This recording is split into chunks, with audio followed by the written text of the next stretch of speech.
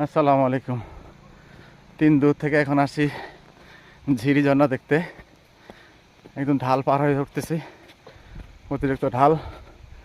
এই ঢালের মধ্যে পড়ে যাওয়া মানে হচ্ছে একটা যে কোনো বিপদ হওয়া। এই যে আমার সাথে আমার সফরসঙ্গী সাত্তার ভাই, হ্যাঁ আমজাদ ভাই, উনি উঠে গেছেন, বাকি কয়েকজন উঠছে। নামবো, নামার প্রস্তুতি। আল্লাহু আকবার। আল্লাহ তাআলার অপরূপ সৌন্দর্য দেখার জন্য আসছি, দেখব যতটুকু যেখানে যতটুকু যেতে পারি যাব ইনশাল্লাহ।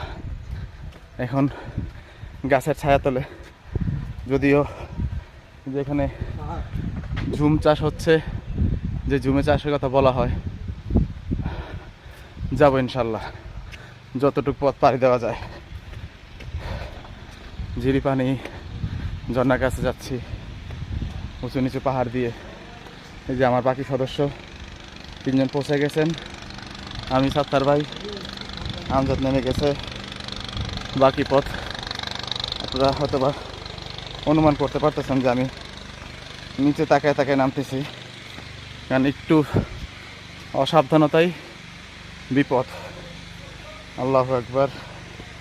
পাহাড় মানি সৌন্দর্য, পাহাড় মানি গহীনে যাও।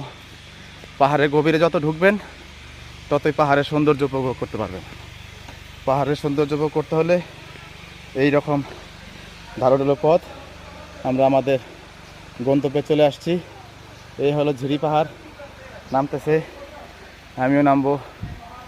এই হচ্ছে পাহাড় থেকে নামার পরিবেশ। আল্লাহু আকবার, অনেক সুন্দর পরিবেশ। চলে আসছি ঝিরি পাহাড়ের কাছে।